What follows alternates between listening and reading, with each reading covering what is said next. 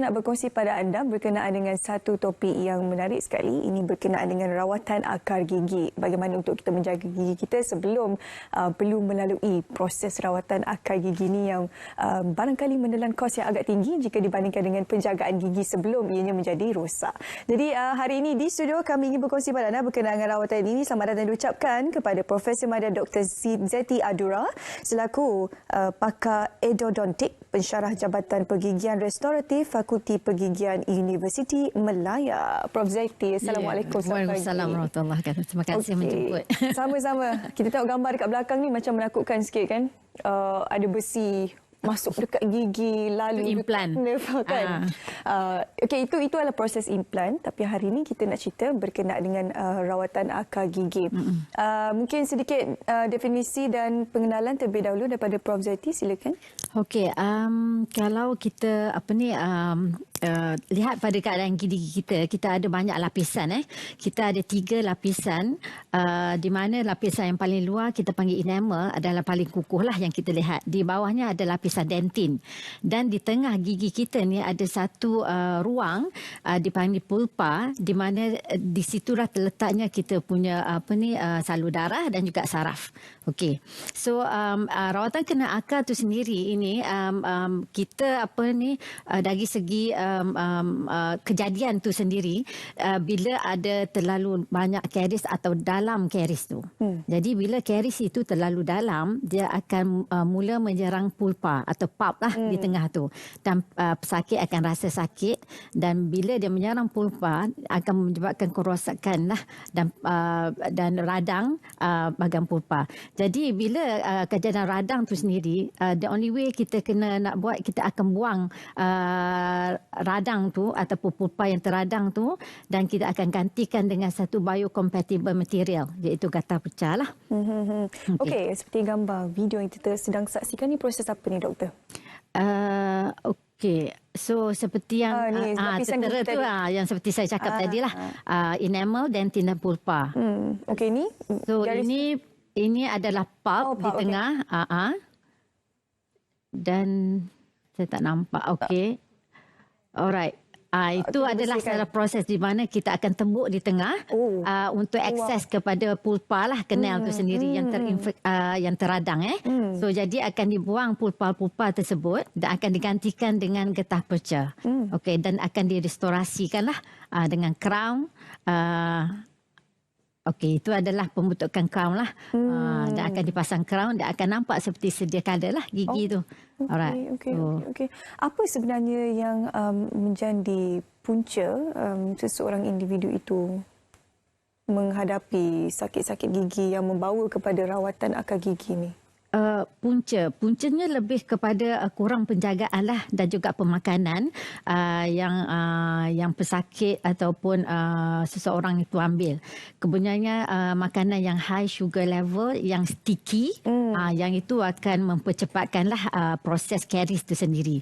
Jadi karies ni pada permulaannya adalah kecil dan tidak akan terasa atau aware pun by pesakit lah kiranya. Tapi bila makin dalam dan dekat dengan pulpa, dan itulah bila pesakit akan rasa sengal-sengal, dan makin sakit yang sekejap-sekejap dan makin sakit yang lama-lama. Itu ada indikasi lah untuk pesakit actually untuk mendapatkan rawatan kena akar. Selalu kebengkakan pun mungkin ada. Lebih pada sakit lah yang akan dialami oleh pesakit itu sendiri. Mengapa sebenarnya apabila seseorang individu itu mengalami sakit-sakit gigi ataupun masalah gigi, rawatan akar gigi adalah lebih baik jika dibandingkan dengan mencabut gigi? Alright, okey. Kita kena faham fungsi asas tu gigi tu, mengapa gigi tu ada di situ. Okey, selain daripada seperti yang kita tahulah, kita perlukan gigi untuk memotong makanan, mengunyah makanan dan mengisaplah makanan kan. Dan fungsi selain daripada itu, dia menyokong bibir kita dan pipi kita. Dan juga ini mengekalkan ketinggian paras muka kita sebenarnya. Jadi kalau kita perhatikan orang yang tua yang tak ada gigi kan, paras muka dia akan collapse kan. So boleh mengekalkan awet muda lah juga dengan ada gigi itu sebenarnya. Jadi jadi bila kita tahu fungsi itu, sebenarnya lebih pada rawatan kena akar, kita nak mengekalkan gigi itu dengan tidak dicabut. Jadi kurang-kurangnya kita ada rangka gigi yang masih boleh berfungsi untuk mengekalkan apa yang saya sebutkan tadilah. Itu yang kegunaan rawatan kena akar. Tapi of course ada satu masa keadaan tidak membenarkan juga rawatan kena akar, ada limitasi juga. Tapi itu akan ditentukanlah oleh doktor gigi itu sendirilah. Okey, kalau kita tengok dekat gambar ni ataupun video tadi kan, akan dibersihkan sehingga ke akar itu, kemudian akan digantikan dengan biocompatible material. Okey. Macam Jadi material tersebut adakah ia akan mengganggu laluan nerve gigi tersebut? Bagaimana ia berfungsi sebenarnya? Asasnya nerve tu bila kita buat rawatan kena akar, asas nerve tu tidak ada dah di situ. Saraf tu akan dibuang.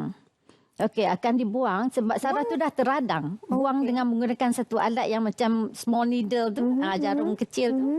Itu adalah macam kita nak buang dan bersihkan sebab saraf yang terinfeksi tu ada bakteria. Jadi kita kena buang sekali semua tu.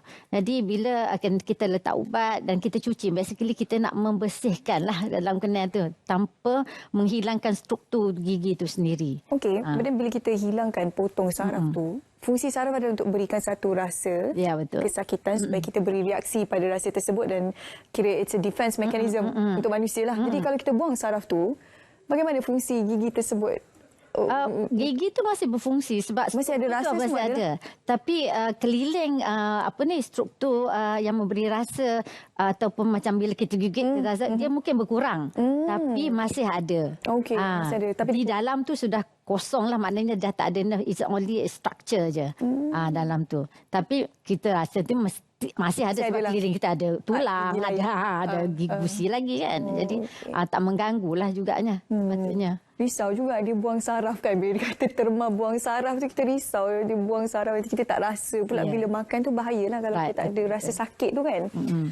Okey. Jadi apa-apa antara pantang larang lepas rawatan akar gigi ni kan, berapa lama masih diperlukan untuk pesakit mula makan kembali?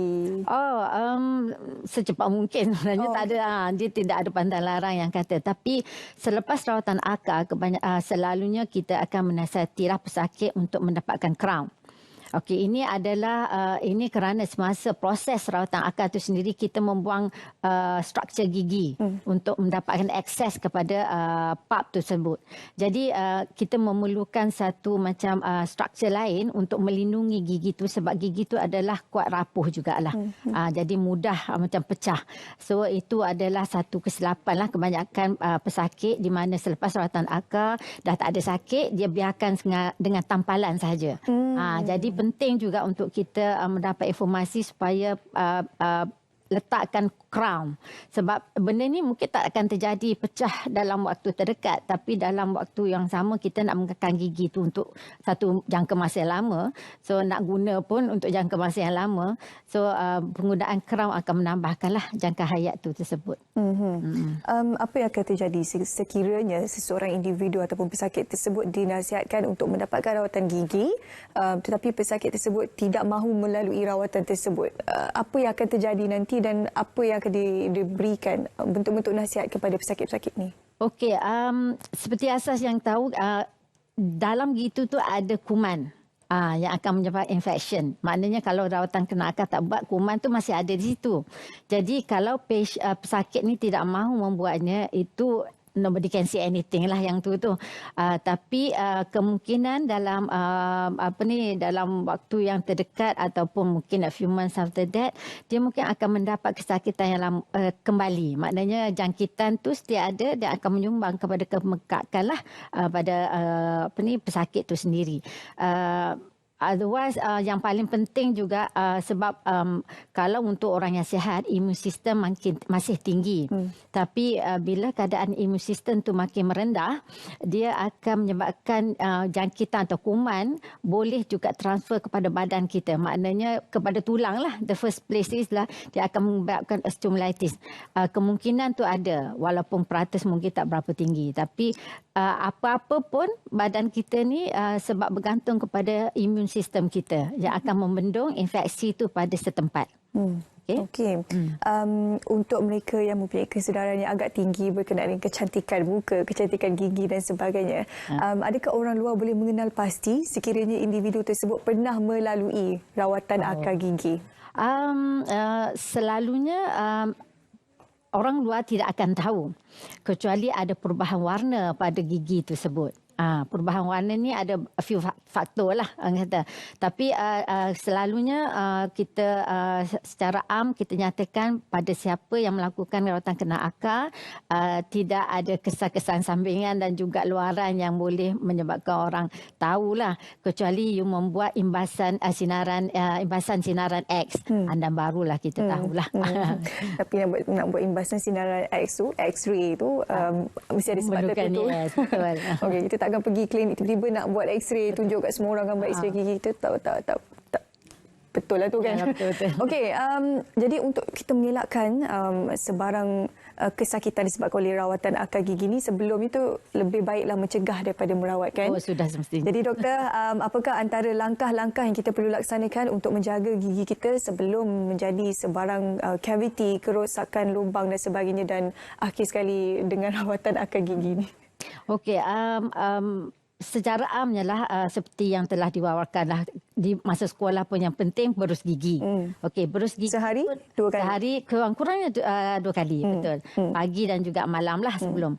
Dan paling penting yang saya dapatilah yang pesakit kurang ni adalah floss. Menggunakan floss di antara celah-celah gigi, sebab bila kita makan, makanan akan lekat di situ.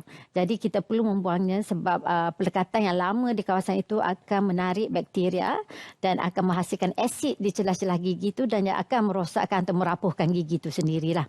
Jadi segi pemakanan adalah high fiber, makanan yang berfiber tinggi lah yang paling bagus, dan juga dikurangkanlah makanan yang manis dan yang melekit-lekit. Yang tu yang akan menjadikan punca karies gigi itu lebih cepat terbentuk lah. Okay. Flossing tu memang antara perkara yang paling penting sebenarnya, tapi kita tak amalkan. Betul. Doktor, kalau boleh perincikan lebih sedikit bagaimana cara untuk flossing gigi dengan betul, berapa banyak, berapa meter sebenarnya kena tarik, bagaimana, berapa kali sehari, berapa lama nak kena floss? Floss tu permulaan tu kita mulakan sekali sehari, tak perlu. Okay. Tapi sebenarnya yang paling penting tu kita akan pastikan kawasan yang selalu lekat makanan tu kita buanglah secepat yang mungkin lah. Sebab floss ni mengurangkan kecederaan pada gusi. Kita kadang-kadang guna macam apa, toothpick. That is not a very suitable instrument lah orang kata kan. So dari segi flossing tu sendiri, dia memerlukan latih tubi lah sikit. Dia benda ni yang baru, yang jarang. Dia tambah yang depan mungkin secepat. Yes. Tapi yang bahagian belakang. Tapi belakang yang kritikal sebenarnya. So memerlukan satu latihan yang konsisten untuk memastikan kita cekap. Jadi first of all pergi ke farmasi, dapatkan dulu floss. Lepas tu banyak YouTube sebenarnya yang menunjukkan cara nak floss, tapi yang membezakan ialah bila kita membuat tu sendiri. Melihat dan membuat adalah satu benda yang berbeza. Betul. So itu penting. Teorinya ada. Yes. Perlu selalu laksanakannya lah ya.